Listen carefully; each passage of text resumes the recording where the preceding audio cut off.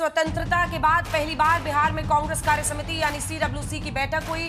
85 साल बाद बिहार में हुई सीडब्ल्यूसी बैठक अपने पीछे क्या संदेश लेकर आई है, ये सवाल बड़ा हो गया है। राहुल गांधी और पार्टी अध्यक्ष मल्लिकार्जुन खड़गे ने मोदी सरकार पर जोरदार प्रहार करके ललकारा है, लेकिन सवाल उठ रहा है कि क्या यह सिर्फ प्रधानमंत्री मोदी को चुनौती है।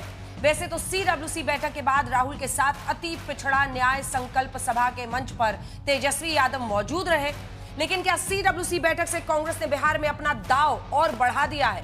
क्या बिहार में कांग्रेस की सीडब्ल्यूसी बैठक सीट शेयरिंग के लिए पार्टी का शक्ति प्रदर्शन है? उधर एनडीए में भी अभी सीटों पर समझौता नहीं हुआ है। चिराग पासवान, जीतनराम मांझी अपने लिए ज्यादा सीटों की इस बार मांग कर रहे हैं, क्योंकि चिराग पासवान इस बार एनडीए के साथ लड़ रहे हैं। याद रखिए 2020 में वो अलग लड़े थे और कई सीटों पर उन्होंने एनडीए को नुकसान पहुंचाया था, और खास तौर पर जेडीयू को। इसीलिए सवाल यह भी है कि क्या एनडीए में सीट शेयरिंग पर ऑल इज वेल है? इस सब के बीच एआईएमएम नेता असदुद्दीन ओवैसी भी आज से सीमांचल की यात्रा निकाल रहे हैं, और इसीलिए आज हल्ला बोल का मुद्दा है कि बिहार में चुनावी बसात किसकी बनेगी बात। पहले ये रिपोर्ट देखिए, फिर चर्चा कीजिए। 1940 के बाद पहली बार कांग्रेस कार्य समिति की बैठक बिहार की धरती पर शुरू हुई है। स्वतंत्रता के बाद पहली बार बिहार में हो रही बैठक के मायने और असर को समझने की कोशिश हो रही है। क्या ये बैठक नरेंद्र मोदी सरकार को आर पार की चुनौती देने के लिए? गौरतलब है कि बिहार कांग्रेस के प्रभारी कृष्णा अल्लाबुरु ने सीडब्ल्यूसी बैठक को स्वतंत्रता का दूसरा युद्ध घोषित किया है। सवाल ये भी उठ रहे हैं कि कांग्रेस महागठबंधन में अपनी अहमियत की जोर आजमाइश कर रही है, इसलिए बिहार की धरती को सीडब्ल्यूसी बैठक के लिए चुना गया। सबने मिलकर बिहार में वोटर अधिकार यात्रा चलाई थी। 15 दिन हम अलग अलग जिलों में गए और बिहार के युवाओं को हमने बताया कि इस संविधान पर आक्रमण हो रहा है। हर हिंदुस्तानी नागरिक का जो हक है वो आपसे चोरी किया जा रहा है, और बिहार की जनता ने, बिहार के युवाओं ने अपनी पूरी की पूरी शक्ति यात्रा में डाली और यात्रा सक्सेसफुल हुई। तथाकथित त्रुटियों को लेकर जो उनकी यात्रा थी, उसमें राहुल गांधी ड्राइविंग सीट पर थे, याद है ना आपको? तेजस्वी पीछे थे। तो लगा कि यहां वर्किंग कमेटी करके ड्राइविंग सीट लिया जाए, कुछ और टिकट लिया जाए। पटना में इनकी राष्ट्रीय कार्यकारिणी इनके शुद्ध राजनीतिक लाभ से प्रेरित है। हमको टिकट अधिक मिले और हम ड्राइविंग सीट पे आए। इसीलिए अभी तक कांग्रेस ने तेजस्वी यादव को मुख्यमंत्री का चेहरा बनाएंगे कि नहीं, इस पर अपने पत्ते नहीं खोले। इस बीच सीडब्ल्यूसी बैठक के अपने अध्यक्षीय भाषण में मल्लिकार्जुन खड़गे ने घरेलू मोर्चे से लेकर विदेश नीति तक मोदी सरकार को नाकाम कहा। उन्होंने कांग्रेस नेता राहुल गांधी के वोट चोरी के आरोपों को दोहराया। भारत के खिलाफ अमेरिकी राष्ट्रपति डोनाल्ड ट्रंप के कदमों के मद्देनजर प्रधानमंत्री मोदी को घेरा।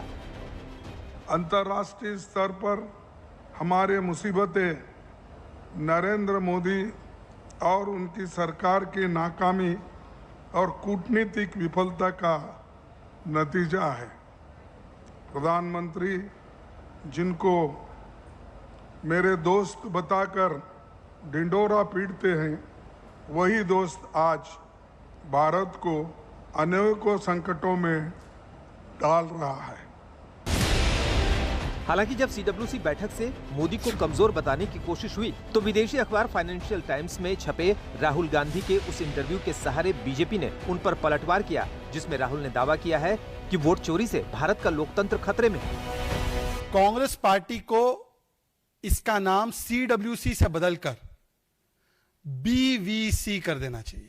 भारत विरोधी कमेटी है। राहुल गांधी ने विदेशी अखबार को बोला कि कांग्रेस की स्ट्रेटेजी है कि हम चुनाव आयोग और चुनावी प्रणाली की विश्वसनीयता के खिलाफ एक विरोध पैदा करेंगे, प्रमाण के आधार पर नहीं, not on basis of proof but on basis of propaganda to be spread amongst the wider public.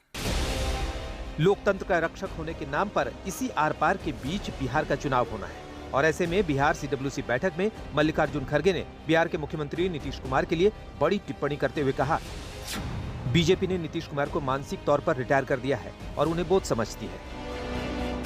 Congress CWC से ये सुर उभरा कि बिहार आज एनडीए सरकार की वजह से पिछड़ा है। डबल इंजन की सरकार है और डबल इंजन की सरकार है, बेहद कमजोर हो गया है, इसका रिंग पिस्टन खराब हो गया है और धुआं फेंकने का काम कर रहा है। अब इसमें कोई जान नहीं बची, कोई ताकत नहीं है।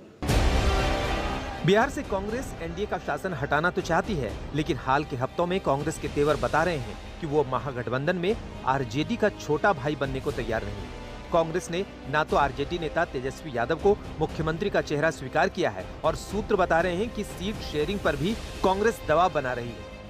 इस बीच सीमांचल में 4 दिनों की यात्रा शुरू करने वाले एआईएमआईएम नेता असदुद्दीन ओवैसी की पार्टी ने आरजेडी से गठबंधन का प्रस्ताव दिया था, जिसे आरजेडी ने ठुकरा दिया। इसने ओवैसी को महागठबंधन पर प्रहार का एक और मौका दे दिया। फिर अख्तर उल इमान साहब ने यहाँ के लीडर ऑफ अपोजिशन को लेटर लिखा है। मीडिया के जरिए हमने इस बात को कहा है कि एमआईएम पार्टी अलायंस के लिए तैयार है।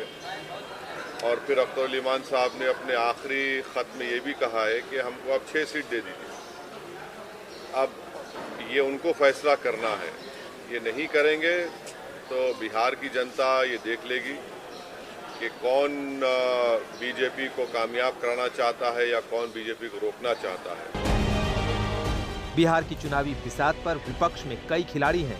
कौन किसको काट रहा है, कौन किसको मजबूर कर रहा है, ये सवाल भी दिलचस्प है। आज तक